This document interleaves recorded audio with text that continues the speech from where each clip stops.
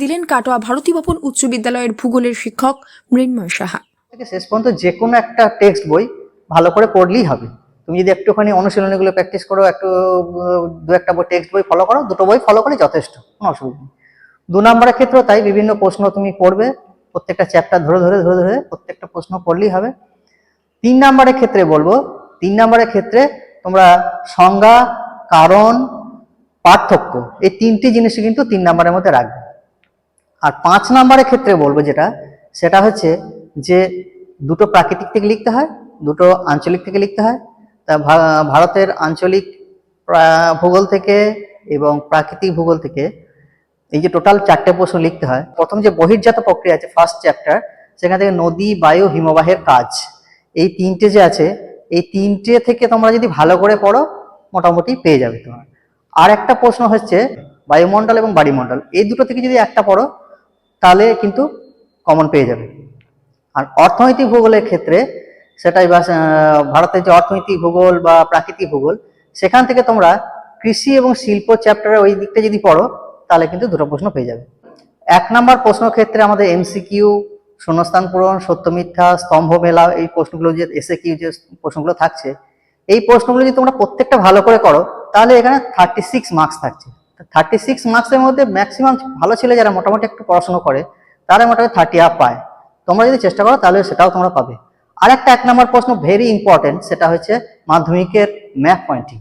এই map pointing থেকে তোমরা যদি একটু ভালো করে করতে পারো 10-এ 10 অনেক ছেলেই পায়, না হলেও 8-9 তোমরা পাবেই, কোনো অসুবিধা নেই। কিন্তু ম্যাপটা একটু ভারতের ভূপ্রকৃতি, ভারতের নদ নদী, স্বাভাবিক উদ্ভিদ, মৃত্তিকা, ভারতের অর্থনীতি, কৃষি, শিল্প, এই সমস্ত বা শহর, নগর, বন্দর, এগুলো থেকে যদি প্রত্যেকটা একটু প্র্যাকটিস করো তাহলে কিন্তু ভালো মার্কস তোমরা পাবে। এই 1 নাম্বারটা গেল স্কোরিং এর ব্যাপার। এই 1 নাম্বার যদি 36 আর এদিকে 10, মোট 46 নাম্বার থাকছে। বড় প্রশ্ন ক্ষেত্রে যেটা আছে সেটা হচ্ছে তোমার যে প্রাকৃতিক ভূগোলে যে বড় প্রশ্ন, নদী, বায়ু, হিমবাহের কাজ, এইখানের মধ্যে এই প্রশ্নগুলো কিন্তু ছবি তোমাকে আঁকতেই হবে, মাস্ট।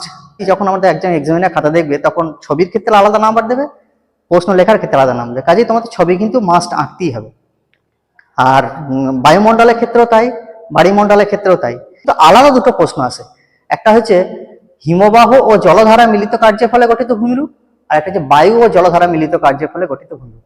এই দুটো প্রশ্নের ক্ষেত্রে কখনোই তোমাকে বলবে না যে 3টি ভূমিরূপের বর্ণনা দাও।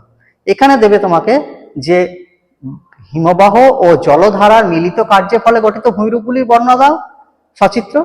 এবং আরেকটা প্রশ্ন আসতে পারে, সেটা হচ্ছে বায়ু ও জলধারা মিলিত কার্যের ফলে গঠিত ভূমিরূপগুলি বর্ণনা দাও।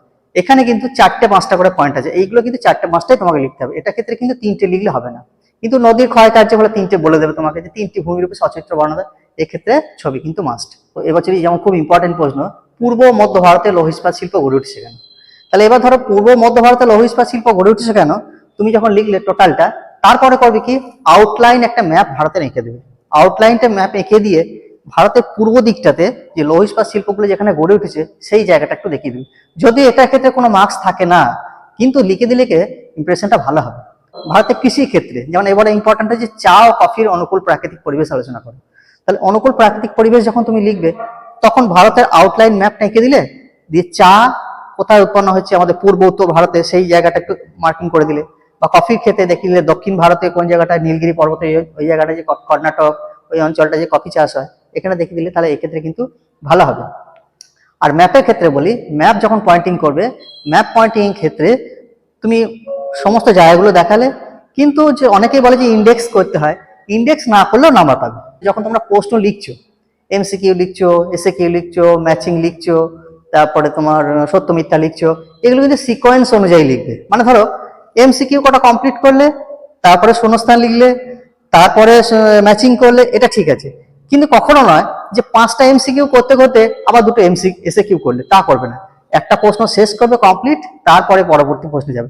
আবার তুমি যদি মনে করো যে আমি প্রথমেই বড় প্রশ্নটা করে নেবো, 5 নম্বরে বড় প্রশ্নটা, সেটা করতে পারো। তাহলে প্রথমেই বড়টা করে নিলে, তারপর তুমি 2 নম্বরে এলে, তারপর তুমি 1 নম্বরে এলে, কোনো অসুবিধা নেই। কিন্তু যেটা করবে সেটাকে কমপ্লিট পরপর করবে। যে এখানে একটা লিখে আবার 2 পাতা পর একটা লিখলে সেক্ষেত্রে কিন্তু এক্সামিনারের খাতা দেখা অসুবিধা হয়, নাম্বার ক্ষেত্রে ভুল হয়ে যেতে পারে এক্সামিনার নাম্বার দেওয়ার ক্ষেত্রে।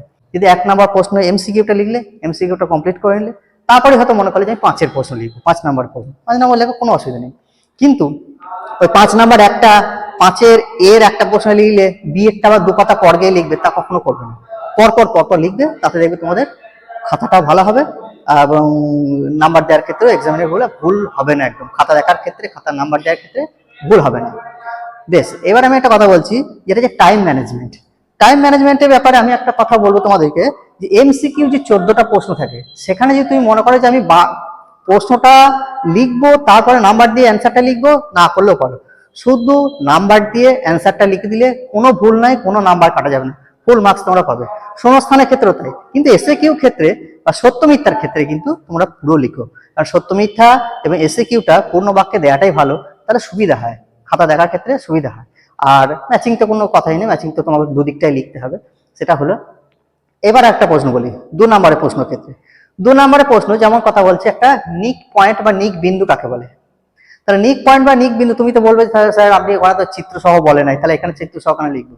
কিন্তু নিক পয়েন্ট বা নিক বিন্দু এমন একটা প্রশ্ন, যে প্রশ্নটা বোঝাতে গেলে তোমার কিন্তু ছবি আঁকতে হবে। এটা বলুক আর না বলুক, এটা লিখলে ভালো হয়। আবার একটা প্রশ্ন হচ্ছে বায়ুমণ্ডলের ক্ষেত্রে, বায়ুমণ্ডল উত্তপ্ত হওয়ার পদ্ধতিগুলো কি কি?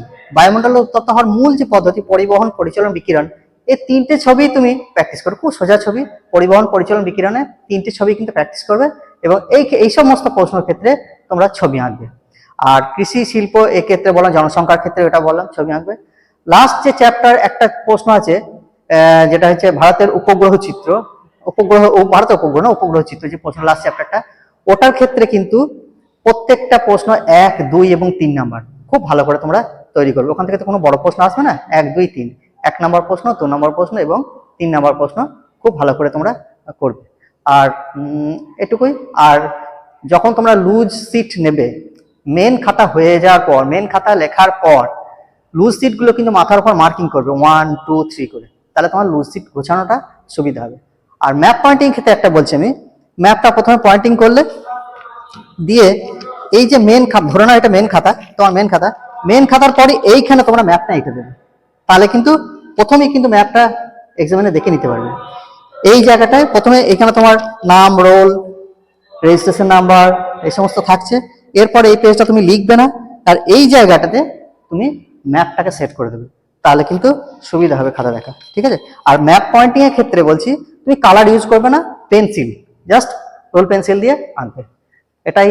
আর একটা প্রশ্ন ব্যাপার হচ্ছে যে আমি তোমাদের সুবিধার জন্য পরীক্ষা লাস্ট মুহূর্তে আমি একটি সাজেশনের কথা বলবো, যেটা তোমরা ফলো করলে আশা করি তোমাদের উপকার হবে। কিন্তু এই বলে এই নয় যে এই প্রশ্ন কটা তোমরা করে যাবে, প্রশ্ন কিন্তু তোমরা যেমন করছো করবে, কিন্তু আমি একটা সাজেশন টাইপ তোমাদেরকে দিচ্ছি, এটা বলে তোমাদের খুব সুবিধা হবে। প্রশ্ন কটা লিখে নিতে পারো। প্রথম হচ্ছে, নদীর ক্ষয়কার্যের ফলে গঠিত যে কোনো 3টি ভূমিরূপে সচিত্র বর্ণনা দাও, 5 নাম্বার। দ্বিতীয় প্রশ্ন হচ্ছে, বায়ু ও জলধারা মিলিত কাজের ফলে গঠিত ভূমিরূপগুলির বর্ণনা দাও, চিত্রসহ। 3 নাম্বার প্রশ্ন হচ্ছে, সমুদ্র স্রোত সৃষ্টির কারণগুলি আলোচনা করো। আচ্ছা, 4 নাম্বার হচ্ছে, বৃষ্টিপাতের শ্রেণীবিভাগ আলোচনা করো। এই 4টে প্রশ্ন আমার ফার্স্ট পার্ট থেকে থাকলো।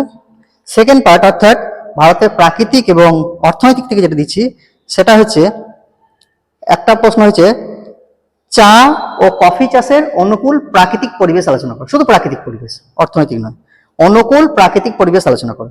দ্বিতীয়টা হচ্ছে, পূর্ব ও মধ্য ভারতে লৌহ ইস্পাত শিল্প গড়ে উঠছে কেন, কারণগুলি আলোচনা করো। পশ্চিম ভারতে পেট্রোরসায়ন শিল্প গড়ে উঠেছে কেন, আর ভারতের জনঘনত্বের তারতম্যের কারণগুলি আলোচনা করো। পূর্ব মধ্য ভারত, পশ্চিম ভারতে পেট্রোরসায়ন শিল্প, জনঘনত্বের তারতম্যের কারণ, চা ও কফি। এই 4টে প্রশ্ন ক্ষেত্রে তোমরা ভারতের আউটলাইন ম্যাপটা প্র্যাকটিস করবে। এই আউটলাইন ম্যাপটা প্র্যাকটিস করে জাস্ট শুধু আউটলাইন, ভিতরে রাজ্যগুলো কিছু করা দরকার না, শুধু আউটলাইনটা প্র্যাকটিস করবে।